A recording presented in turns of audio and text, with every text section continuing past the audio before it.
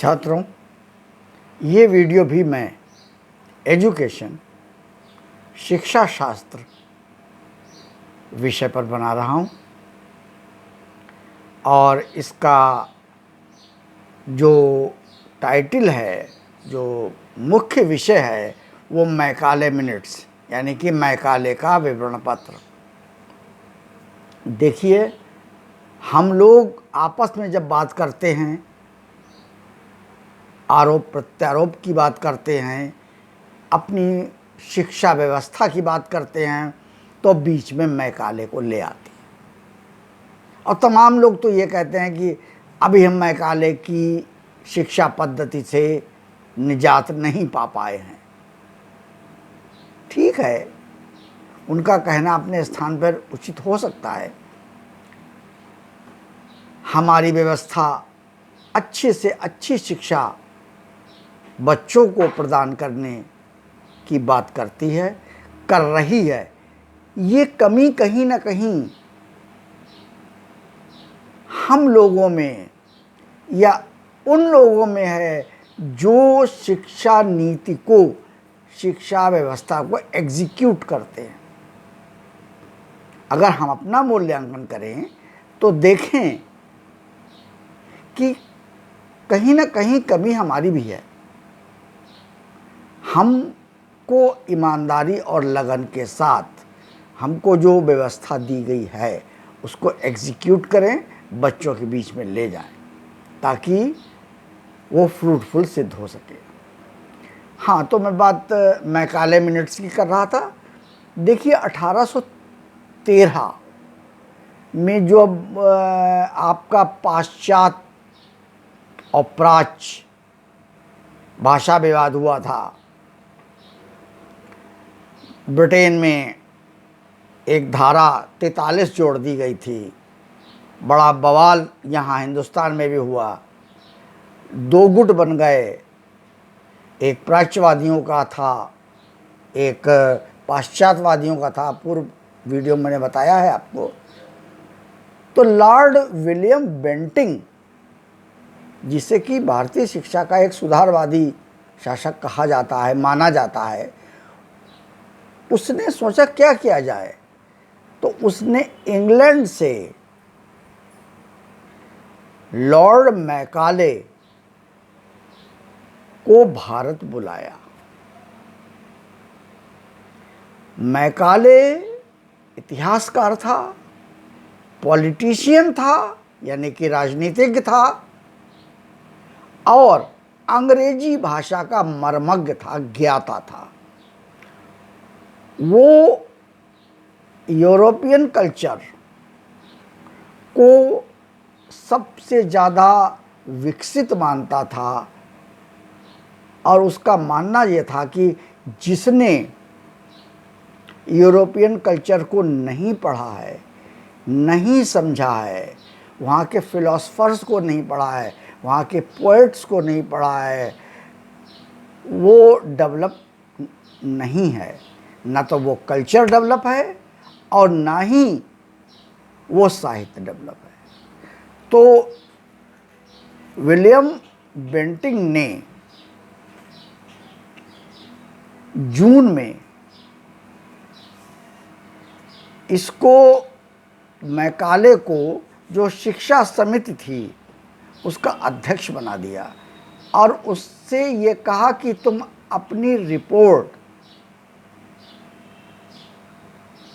प्रस्तुत करो ताकि उसमें भारतीय शिक्षा प्रदान करने में मदद मिल सके। चूँकि मैकाले पूरी तरीके से यूरोपीय कल्चर का समर्थक था, इसलिए उसके नज़र में संस्कृत भाषा, अरबी या फारसी भाषा रूढ़ भाषाएं थीं। उससे कोई डेवलपमेंट नहीं हो सकता था, साइंटिफिक डेवलपमेंट तो बिल्कुल नहीं हो सकता था। इसलिए उसने भारत में एक कॉन्सेप्ट दिया कि जितना भी एजुकेशन सिस्टम हो सब अंग्रेजी भाषा में हो और वही विद्वान माने जाएं जो अंग्रेजी भाषा की जानकारी रखते हैं। और एक चीज़ उसने और दी है थी अपने घोषणा पत्र, विवरण पत्र सबमिट करने में, कि एजुकेशन केवल कुछ लोगों को ही दी जानी चाहिए, कुछ बड़े लोगों को, जिससे छन कर पास होकर वो छोटे लोगों तक पहुँचे और वो उसको समझ सके। उसने अंग्रेजी की भाषा या शिक्षा आम जनता के लिए निश्चित नहीं की थी। ठीक है, तो मैकाले ने सिर्फ उस शिक्षा को महत्व दिया जो कि इंडियन लैंग्वेज, इंडियन कल्चर और इंडियन स्कॉलर्स को कोई महत्व नहीं देती थी। उसने कहा पैसा जो खर्च किया जाए थोड़ा बहुत इंडियन लैंग्वेज पर और भारतीय विद्वानों पर खर्च कर दिया जाए, लेकिन मैक्सिमम अमाउंट जो है वो खर्च किया जाए अंग्रेजी शिक्षा के डेवलपमेंट पर। तो और तमाम लोगों ने, जो फॉलोअर्स थे मैकाले के उस टाइम या आज भी, मैकाले को शिक्षा की टॉर्च, जन्मदाता, भारत में शिक्षा का जन्मदाता कहते हैं। ठीक है, उनका अपना सोचना अलग है, व्यू अलग है, लेकिन शिक्षा बदलते परिवेश, आवश्यकता, जनसंख्या के अनुसार अपना स्वरूप बदलती है। हमारी शिक्षा जो वैदिक कालीन थी, बौद्ध कालीन थी, वो बहुत ज़्यादा विकसित थी, क्योंकि उस टाइम की परिस्थितियाँ दूसरी थीं, आज नहीं वैसी हैं। लेकिन हम वर्तमान में प्रयत्न कर रहे हैं कि मैकाले शिक्षा पद्धति को कम से कम किया जाए, कम से कम लागू किया जाए। मैकाले सिर्फ अंग्रेज़ी की बात करता था, मीडियम भी इंग्लिश होनी चाहिए, और ये जो बड़े लोगों को, कुछ लोगों को एजुकेशन दी जानी चाहिए, उससे उनके नौकरों और सबऑर्डिनेट्स के बीच में अंग्रेज़ी की शिक्षा जाए, यानी कि निस्यादन, फिल्ट्रेशन, छन्ने का यही उसका सिद्धांत था। वो आम जनता के पक्ष में बिल्कुल नहीं था। हालांकि उसने भारत में एजुकेशन को इम्पोर्टेंट स्थान दिया है, लेकिन उसने स्थान दिया है यूरोपियन एजुकेशन को, इंग्लिश कॉन्सेप्ट्स को, इंग्लिश स्कॉलर्स को पढ़ने की व्यवस्था उसने की है। उसने कहा यूरोपियन फिलासफर्स को भारतीय समझें, तभी वो शिक्षित है, अन्यथा नहीं। वो चाहता था केवल भारत में क्लर्क उत्पन्न हो और वो हमारी प्रशासनिक कार्यप्रणाली में मदद करें, बस। वो ये कतई नहीं चाहता था कि ये हमारे समकक्ष आके खड़े हो जाएं। ठीक है, तो मैकाले मिनट्स चाहें इसको आप लिख लीजिए, या छन्ने का सिद्धांत लिख लीजिए, या मैकाले के, ये उसने अपनी रिपोर्ट 1835 में दी थी लॉर्ड विलियम बेंटिंग को, कह लीजिए।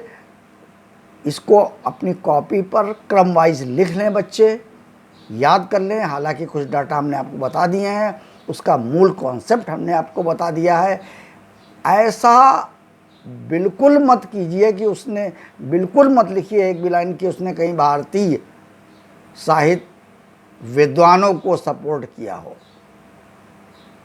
ठीक है, इस वीडियो को आप लोग बहुत ध्यान से पढ़ें, अपनी कॉपी पर इसके नोट्स बना लें। मैंने बहुत सरल भाषा में बताने की कोशिश की है, आपने किताबें पढ़ी होंगी, उसमें तमाम शब्दों का इस्तेमाल किया गया है, जगलरी की गई है, आई डोंट नो। तो इसको आप सिंपल भाषा में लिखिए। देखिए, आंसर लिखने के लिए ज़रूरी ये है कि आपने को उसका सेंट्रल आइडिया, जैसे कविताओं में आप लोग पढ़ते हैं, मूल उद्देश्य क्या है ये मालूम होना चाहिए।